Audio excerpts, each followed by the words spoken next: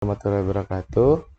Perkenalkan, nama saya Muhammad Rafi Imani Hansa, NIM 119130107 dari kelas Matematika Teknik RD.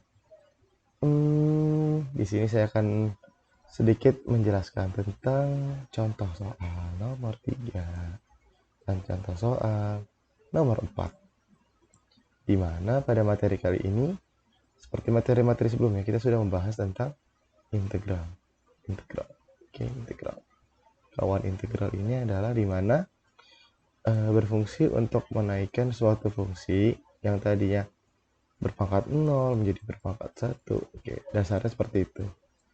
Oke, sedikit intermezzo saja, kemudian kita punya soal yaitu menyelesaikan sebuah integral ganda. Integral ganda atau integral lipat 2 itu adalah hal yang sama, sejenis. Tinggal bagaimana pengucapan aja. Sebenarnya kalau integral lipat 2 itu biasa juga diucapkan umum. Integral ganda pun umum untuk diucapkan. Oke, dari sebuah fungsinya adalah integral ganda terhadap R. Oke, di mana antar fungsi R itu akan berhubungan dengan batas ya, batas integral tersebut. Dengan fungsinya adalah E. Oke, ini adalah bilangan Euler. Euler function is nilai 2,7 sekian. Oke, tapi pada integral kali ini kita nggak akan membahas nilainya. Oke, jadi nilai Euler ini adalah dipakai sebagai fungsi aja, dummy function di mana fx sama dengan R sama dengan E gitu. Oke, kita lanjut dengan dx dy. Berarti pada kasus ini kita membahas di mana dx berada di dalam. Oke, dx di dalam. Jadi dx sini dy. Sehingga integral yang akan dikerjakan di sini adalah fungsi x dx dan di sini adalah fungsi dy. Oke. Lanjut, di mana pada batas tersebut kita tahu r dengan xy adalah 0 kurang dari sama dengan x lebih dari sama dengan 1 kurang y dengan 0 kurang dari sama dengan y lebih dari sama dengan 1. Oke. Jadi permasalahan adalah kita harus mencari dulu batas di sini nih. Oke, batas si x ini. Kita nggak tahu batasnya di mana. Mengapa demikian? Karena ya dia adalah nilai yang ambigu y-nya itu. Belum tahu nih. Oke, kita coba lihat penyelesaiannya. Kita cara ngerjainnya itu simpel-simpel aja. Jadi ini kita bisa gunakan turunan substitusi. Oke, tapi saya tidak akan menggunakan ini. Kita akan berfokus pada integral substitusi yang pada bagian fungsi pangkat. Kita mempunyai pangkat fungsi yaitu y minus x per y plus x. Di mana kita memisalkan bagian atas ini sama dengan x, bagian ini sama dengan y, atau kita misalkan sama dengan a, sama dengan b. Oke, terlalu banyak x y di sini. A dan b. Oke, kita misalkan. Oke, setelah kita misalkan, kita ganti. Oke, mau diganti pun oke, enggak pun enggak masalah sebenarnya. Oke, kalau kita ganti, tapi kita pada penyelesaian ini kita ganti jadi V dikurang U per 2. Oke, mungkin teman-teman akan bertanya, di mana dari nilai per 2 ini? Oke, ini adalah integral substitusian. Pangkat 1 ini jadi turun ke bawah, jadi 2. Dengan Y sama dengan sekian. Oke, dapat juga kita nilainya. Ya, V plus U per 2, gitu kan. Per 2, ini per 2. Sehingga, jika kita sederhanakan, ini adalah nilai 1 per 2 V. Dan ini adalah untuk nanti dikerjakan ya di determinan Jacobi, yaitu determinan Jacob tergantung sih pengucapan dari tiap negara berbeda. Oke, 1 per 2 1 per 2 U 1 per 2 V plus 1 per 2 U V. Oke, in this case, kita tahu bahwa di sini kita harus menggunakan determinan Jacobi atau determinan Jacob. Oke, nah determinan Jacob ini kita mengetahui bahwa kita memerlukan fungsi del.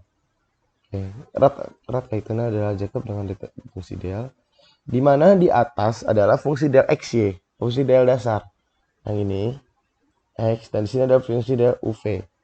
Sedangkan di sini adalah sudah kita ketahui bahwa minus U, nah ini ya, dan ini tinggal taruh sini, dan ini taruh sini, taruh sini.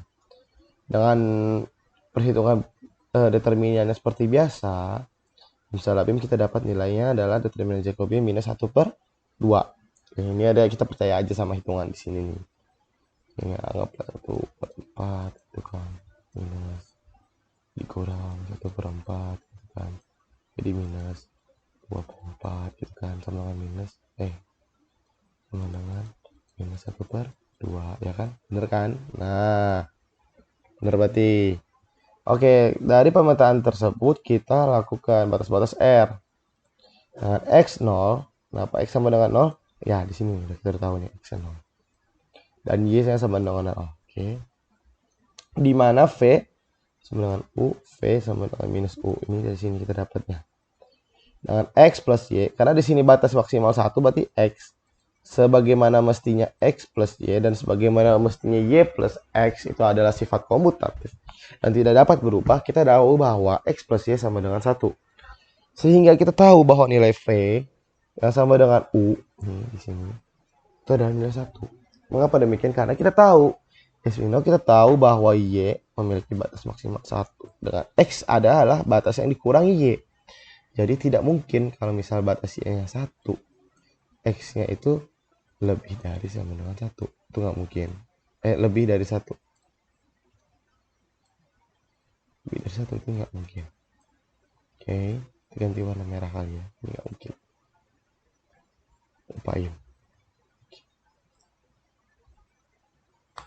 Nah, sebagaimana juga kita tahu bahwa setelah kita melakukan pemetaan batas, kita perlu melakukan integrasi, pemetaan daerah integrasi. Oke.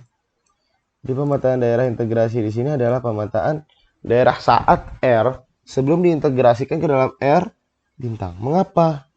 Karena kan ini adalah R di mana dia 1 lipat dan ini adalah R di mana dia 2 lipat. Oke. Terlihat pada 1 lipat bahwa daerah yang dilinearkan hanyalah 1 garis.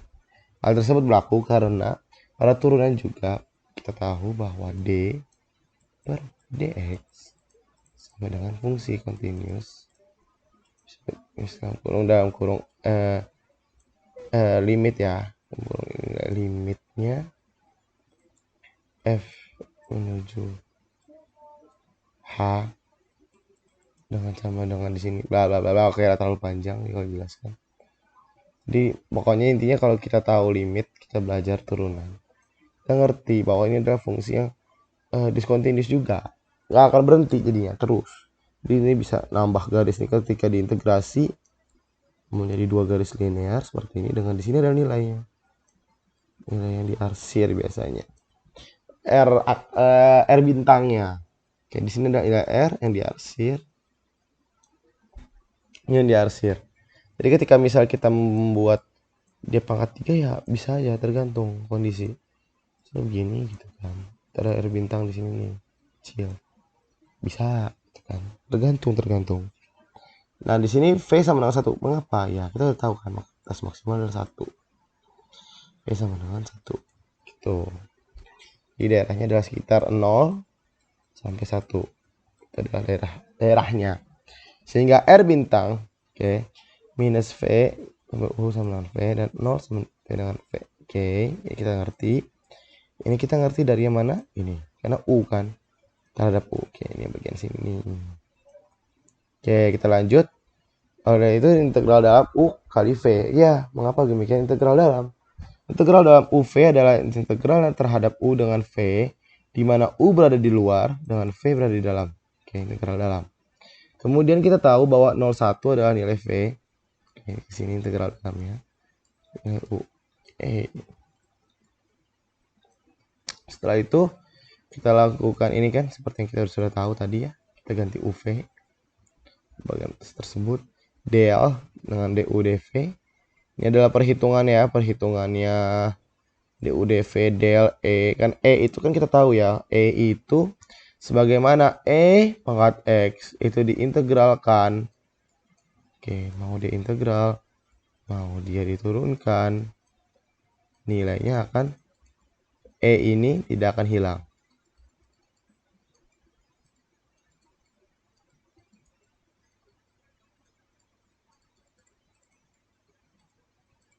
Oke, nilai E tidak akan hilang. Oke, tahu kan kita bahwa nilai E tidak akan hilang, maka pada hasilnya kita sudah tahu juga bahwa akan terdapat nilai E. Nah, seperti kita tahu. Oke, seperti ini adalah hasilnya. Oke, itu untuk nomor 3. Kita lanjut ke nomor 4. Nomor 4 adalah memisahkan sebuah X, Y. Oke, berarti X, Y. Berarti dia berada pada kuadran 1. Merupakan kepadatan massa pada suatu daerah R. Di daerah R nih. Oke, ini biru kelihatan. Ganti merah. Daerah R seperti ditunjukkan pada gambar. Tentukan massa total. Oke. Massa pusat berarti tidak akan ke center. Massa total itu semuanya di sini kita akan bagi 2. Oke, yang merah lagi. Ganti kuning, oranye lah ya. Di sini kita akan membagi, nggak kelihatan. Terus kita ganti warna yang cerah hijau. Oke, kita akan ganti di sini. Nah, akan membagi 2 di sini dan di sini. Nah, momen inersia di sini. Momen inersia ini erat kaitan dengan momen benda. Ya, pada penyelesaian kita tahu koordinat polar ya, koordinat polar. Kenapa? Karena kan kita berpusat pada satu titik pusat itu di sini polarnya.